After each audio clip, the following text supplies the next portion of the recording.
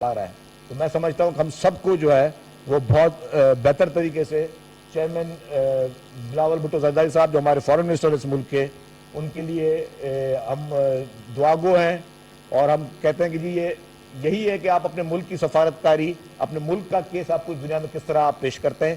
یہی حب الوطنی کا اس سے بڑی اور کوئی مثال نہیں ہوتی. یہی ایک کامیاب سفارتکار کی سے بڑی مثال نہیں ملتی، اور یہی ایک کامیاب اسٹیٹس مین کی اس طرح کی کوئی اور مثال نہیں ملتی.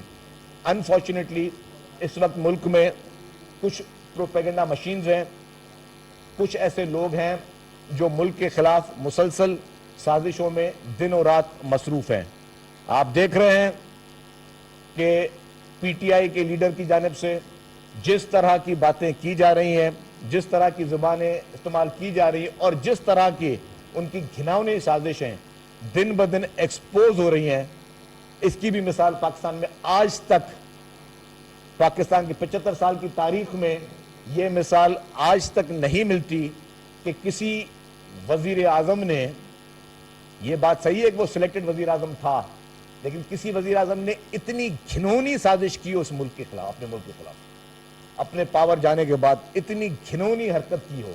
جب تک وہ پاور میں تھے تب بھی وہ ایک ناکام ترین وزیر اعظم تھے، جن کو پتہ نہیں تھا کہ ملک چلنا کس طرح ہے، ملک کے مسائل کیا ہیں. اس 3.5 سال میں عمران خان کو یہ تک سمجھ نہیں آ سکا کہ اس ملک کے جینوئن ایشوز ہیں کیا، اور ایشوز کو کس طرح ریزالو کی جائیں گے.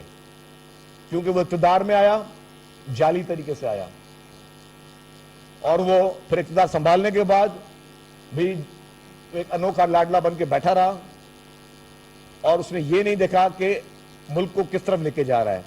انٹرنیشنل تعلقات کی کوئی اہمیت اس نے نہیں دی. پوری ہمارے دوست ممالک جن سے ہمارے دیرینہ تعلقات تھے سب کو بگاڑ کے رکھ دیا، اور پھر غلط پروپیگنڈاز کرتے رہا. یہ ملک کا واحد وزیر اعظم تھا جو آئینی طریقے سے، قانونی طریقے سے اتارا گیا. یہ ملک کا واحد وزیر اعظم تھا جس کو آئین اور قانون کی روشنی میں، جو آپ کے ملک کا آئین ہے اس کی روشنی میں اس کو گھر بھیجا گیا. اور یہ جیسے ہی اتر رہا تھا تب سے اس نے اپنے پروپیگنڈا کی مشینیں شروع کر دی تھی. پہلے اس نے خط اور سائفن کی بات کی، اور وہ خط یا سائفن کی بات جب ایکسپوز ہوئی، تب بھی جب اس کی آڈیو لیکس ایکسپوز ہوئی، تب یہ اپنے پرنسپل سیکرٹری کو فرما رہا تھا کہ جی اس ملک کا نام نہیں لینا، اور پھر خود ہی اس نے قوم سے خطاب میں اور پھر جلسوں میں اس کا نام لینا شروع کیا. یہ ہوتا ہے کہ آپ سفارتکاری اپنے ملک کے فارن ریلیشنز کس طرح چلاتے ہیں. پھر یہ الزام لگاتا رہا کہ جو بھی شخص اپنا ضمیر بیچتا ہے، جو بھی شخص اپنا ضمیر بیچ رہا ہے، ان کے گھروں کا گھیراؤ کرو، ان کے گھروں پہ لوٹے پھینکو، ان کے بچوں کی شادیاں نہیں ہوں گی. نعوذ باللہ وہ شرک کر رہے ہیں. حالانکہ جن ووٹوں سے عمران خان کو نکالا گیا اس میں سے ایک بھی ووٹ پی ٹی آئی کا نہیں تھا. جو پی ٹی آئی کے 20 اراکین منعرف تھے ان میں سے ایک بھی ایسا شخص نہیں تھا جس نے کوئی پیسے لے کے کوئی اپنا ضمیر بیچا ہو. ایک بھی شخص ایسا نہیں تھا جس نے کوئی پیسے لیے ہوں. لیکن عمران خان کی آڈیو میں یہ چیز ثابت ہو گئی کہ اس نے 5 ممبر خریدے. میرا سوال ہے جو کہ ابھی تک میڈیا میں کسی نے نہیں اٹھایا ہے، جو 5 ممبر خریدے گئے وہ کتنے پیسوں میں خریدے گئے؟ وہ رقم کتنی تھی؟ وہ رقم کہاں سے آئی تھی؟ کیا وہ شوکت خانم کا چندہ تھا جو شوکت خانم ہاسپٹل کے لیے ڈونیشن آتے تھے وہ پیسے تھے؟ بلین ٹری سونامی کے پیسے تھے؟ بی آر ٹی کے پی کے پیسے تھے؟ یا جو فرا گوگی پنجاب میں ٹرانسفر پوسٹنگ پہ پیسے لیتی تھی وہ پیسے تھے؟ یہ انکوائری ہونا لازمی ہے کیونکہ یہ اقرار جرم ہے. ایک مجرم نے کی ایک بات سامنے آئی ہے کہ اس نے پیسے لے کر 5 لوگوں کے ضمیر خریدے. کیونکہ اس نے یہ نہیں کہا کہ مجھے 5 لوگوں کی حمایت حاصل ہے، اس نے کہا میں نے 5 ووٹ خریدے ہیں. تو جس شخص نے 5 ووٹ خریدے اس کا مطلب یہ ہے کہ اس نے کرپشن کے پیسوں سے وہ ووٹ خریدے. جو الزامات عمران خان دوسری پولیٹیکل پارٹیز پہ لگاتا رہا اس میں وہ خود انوالو نکلا ہے. تو میں اپیل کرتا ہوں چیف جسٹس سپریم کورٹ سے، اس ملک کی پوری عدلیہ سے، کہ فوری طور پر عمران خان کے خلاف قانونی کارروائی کی جائے. اور اگر عمران خان کہتا ہے جو کہ ہمیشہ جھوٹ بولتا ہوا آتا ہے کہ جی میری آواز ٹھیک نہیں ہے، تو اس کا فورنسک کیا جائے. ایف آئی اے سے گزارش کرتا ہوں کہ فوری طور پر کارروائی کی جائے. ایک شخص جو کہ مان رہا ہے کہ ہاں میں نے یہ ووٹ خریدے ہیں، یہ اقرار جرم ہے اس کا کہ اس نے ووٹ خریدے ہیں، تو وہ پیسے کہاں سے آئے، کتنے پیسے تھے، کتنے کروڑوں روپے لگے، کتنے اربوں روپے لگے، اس کی سورس آف انکم کیا تھی، وہ پیسے کس کے تھے، کون سے کرائم کے ذریعے حاصل کیے گئے. تو یہ ساری چارج شیٹ ہے جو کہ عمران خان کے سامنے اور قوم کے سامنے اور ملک کے سامنے اس وقت آتی ہے. عدالت میں گزارش کرتا ہوں کہ آج ہفتے کا دن ہے، آج اس پہ نوٹس لے لیں، ورنہ کل اتوار کا دن ہے، اتوار کے دن اس کا نوٹس لے لیں. اگر 2 دن ہے تو میں گزارش کرتا ہوں عدالتوں سے کہ آپ منڈے کو ان کا نوٹس لے لیں، پیر کے دن نوٹس لے لیں. لیکن آپ بلائیں کہ ایک ملک کا وزیر اعظم ووٹ خرید رہا ہے، ہارس ٹریڈنگ کر رہا ہے، ہارس ٹریڈنگ کا بے تاج بادشاہ وہ مان رہا ہے، تو وہ پیسے کی سورس معلوم کی جائے، اس کی منی ٹریل لی جائے، اس کے خلاف جے آئی ٹیز بنائی جائیں. جو جے آئی ٹیز ماضی میں دوسروں کے لیے بنتی رہی ہیں، اس کے خلاف اس سارے مقدمے میں وہ ساری جے آئی ٹیز بنائے جائیں. روزانہ نئے جلسوں میں نہیں باتیں. مطلب اس نے مذہب ہر شخص کو پیارا ہوتا ہے، اپنا دین ہر شخص کو پیارا ہوتا ہے. ہندو کو اپنا مذہب پیارا ہوگا، عیسائی کو اپنا مذہب پیارا ہوگا، ہم مسلمانوں کو ہمارا مذہب بہت پیارا ہے. لیکن یہ جو مذہبی ٹچ کی ٹرمنالوجی جو اس کے سٹیج پہ شروع ہوتی ہے، جو عوام کو بے وقوف بنانے کے لیے ہے. یہ پاکستان کا واحد سیاستدان ہے جو 24 گھنٹے تسبیح بھی پڑھتا رہتا ہے اور 24 گھنٹے جھوٹ بھی بولتا رہتا ہے. ایسا اور کوئی سیاستدان پاکستان میں نہیں ہے جو 24 گھنٹے تسبیح بھی پڑھتا رہے اور ہر تسبیح کے ساتھ وہ جھوٹ بھی بولتا رہے. یہ منافق ہے، اسے منافق کہتے ہیں. اس منافق سے جو کہ یہ باتیں کر دے جی کوئی اپنے مرضی سے ووٹ نہ دے یا کوئی اپنا کبھی ووٹ چینج کر دے تو اس کو جو ہے فوری طور پہ آپ وہ شرک ہے، نعوذ باللہ، توبہ استغفار. ہر کوئی مسلمان ہے، لیکن اس طرح کی سیاست آج تک کسی نے دیکھی جو بیٹھ کے فتوائیں دے رہا ہے. یہ جعلی مولوی بننے کی کوشش کر رہا ہے، بیٹھ کے فتوائیں دے رہا ہے. یہ لوگوں کو بیوقوف بنانے کی کوشش کر رہا ہے. یہ فراڈی شخص اس ملک پہ تھوپا گیا. یہ فراڈی شخص اس ملک کے لیے ایک بدترین نائٹ میئر تھا. یہ فراڈی شخص اس قوم کی نوجوان نسل کو اس نے گندا کیا، غلط راہ پہ لگایا. اس فراڈی شخص نے اس ملک کی نوجوان نسل کو گالی گلوچ سکھائی.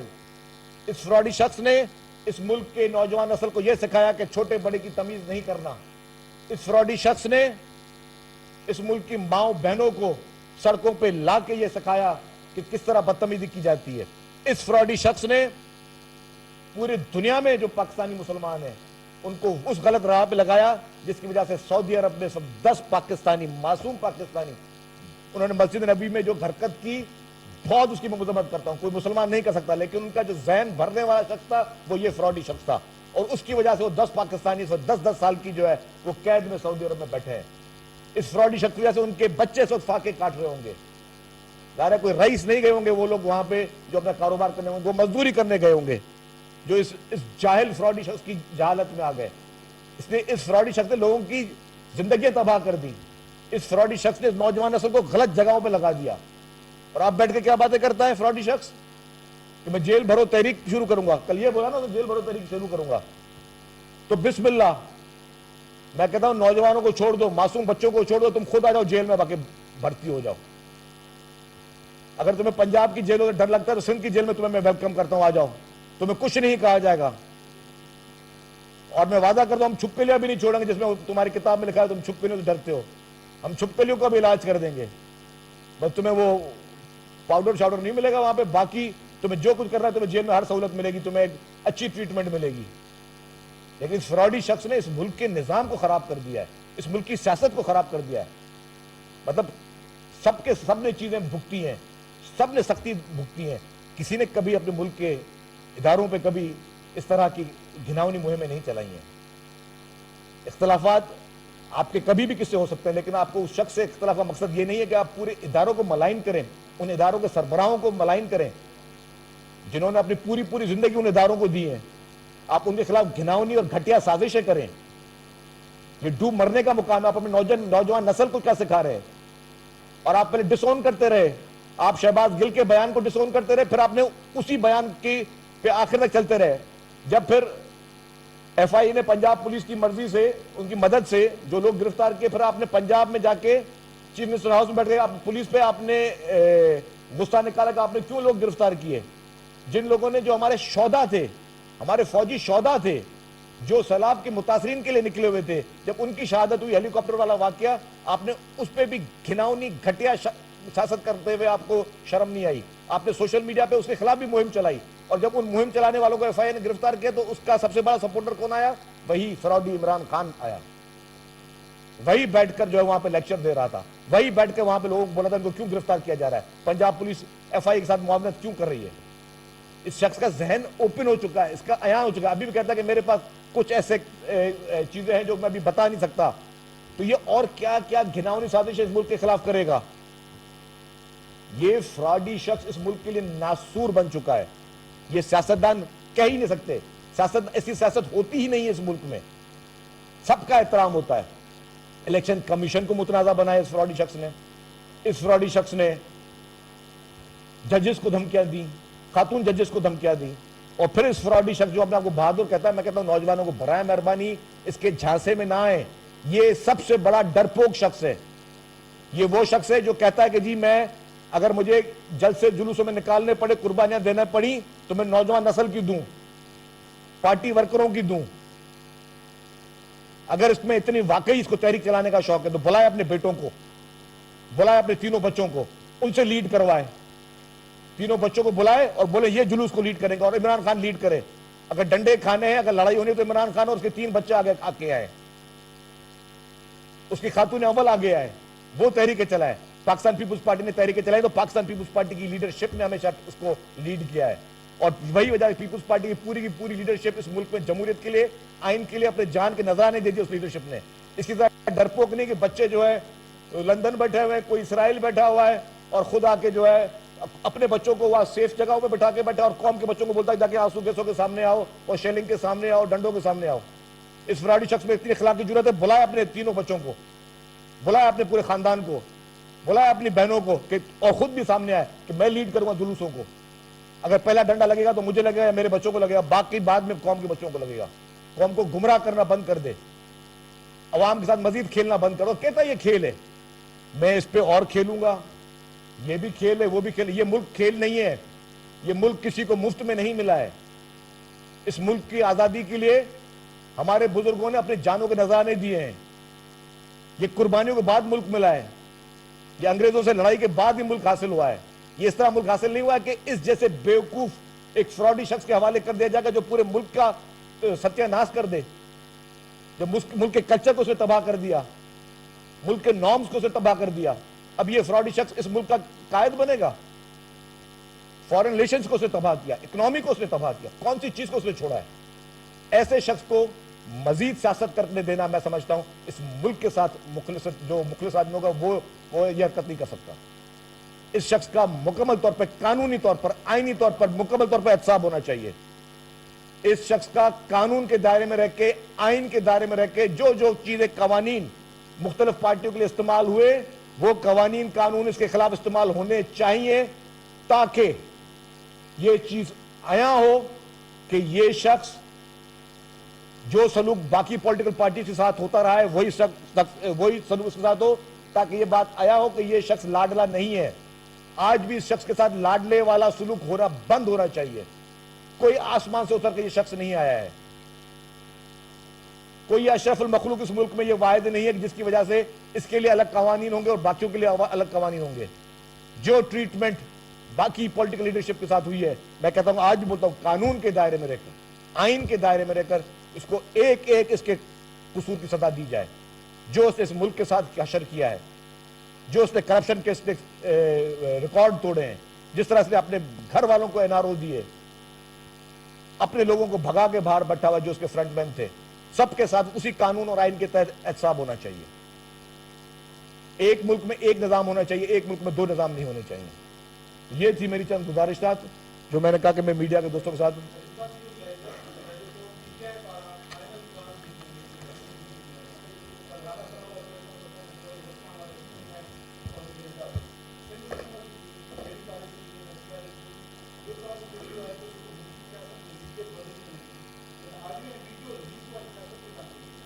دیکھیں جی، پہلے میں آپ کو آخری سوال کا جواب دوں.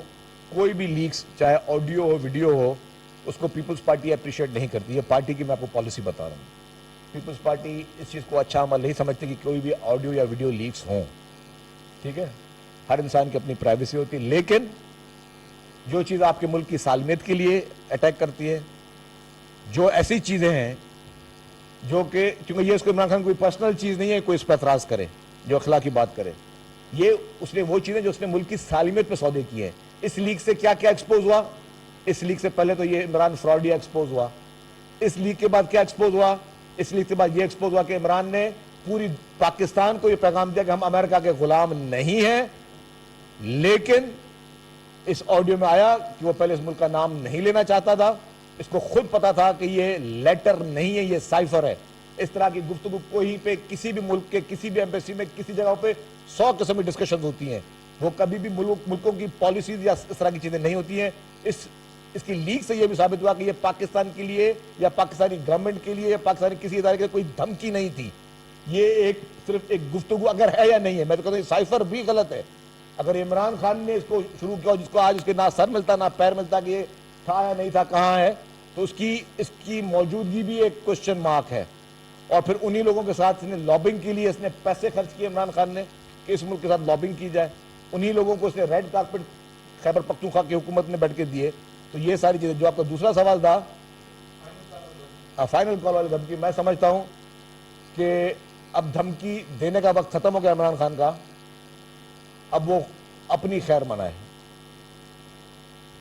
اور اگر اس کو پھر وہی والی بات اس کو اگر یہ ہے کہ وہ جیل بھرو تحریک چلانا چاہتا ہے تو ہم تو میسج دیتے ہیں کہ جی جیا برقرار ہے، آئی باہر ہے، آجا مورے بالما تیرا انتظار ہے.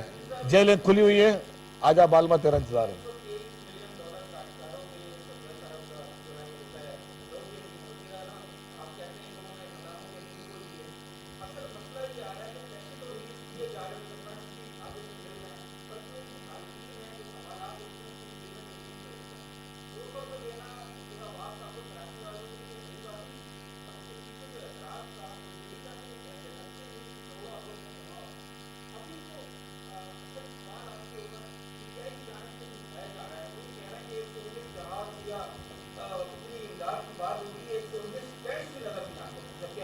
اچھا آپ نے جس پارٹی کا نام لیا پی ٹی آئی کا، اس پورے یہ سارے اس وقت مختلف جرنلسٹ بیٹھے ہوئے ہیں. ایمانداری سے بتائیں کہ آپ نے پی ٹی آئی کو کہیں پہ امداد کی کسی کام میں نظر آتے ہوئے دیکھا؟ عمران خان نے ٹیلی تھون کی، بولے مجھے اتنے پیسے ملے اتنے پیسے ملے. پورے سندھ میں کہیں پہ پی ٹی آئی سوائے ایک دو فوٹو سیشنز کے جو کہ آدھے گھنٹے میں جہاں پہ عمران خان پلیٹ پیش کر رہے بچوں کو پھر فوٹو نکلوانے کے لیے، اس کے علاوہ آپ نے کسی نے پی ٹی آئی کو کہیں دیکھا کہ کسی امدادی کام میں ہو سوائے پاکستان پیپلز پارٹی کے سندھ میں؟ کوئی ایک پولیٹیکل پارٹی دیکھی؟ یہاں پہ پیپلز پارٹی کے چیئرمین محترمہ آسوا بھٹو صاحبہ بھی وہاں پہ نظر آئی آپ کو چیف منسٹر ہر ڈسٹرکٹ میں دو تین دفعہ جاتے ہوئے نظر آئے. تمام منسٹرز، تمام ایم پی ایز، تمام ایم این ایز، ہر آدمی نظر آئے. جہاں امداد کی بات ہے پیپلز پارٹی کی سندھ حکومت، میں آج بھی اوپن چیلنج کرتا ہوں، پورے پاکستان کو چیلنج کرتا ہوں، میں سندھ کی بات نہیں کر رہا. 65 روپے کلو آٹا اس وقت بھی ڈیلی ہزاروں افراد کو ملتا ہے. 700 سینٹرز پہ ملتا ہے. 700 سینٹرز یہ نہیں کہ کوئی گوشت سینٹرز تھے، ان کے ایڈریسز اخبار میں دی گئی، ان کے فون نمبرز اخباروں میں دیے گئے. 700 سینٹرز میں اس وقت 65 روپے آٹا سندھ حکومت فراہم کر رہی ہے، روزانہ کی بنیاد پہ فراہم کر رہی ہے، بلینز آف روپیز کی سبسڈی دے کے فراہم کر رہی ہے. کراچی میں صوبائی وزیر سندھ شرجیل میمن نیوز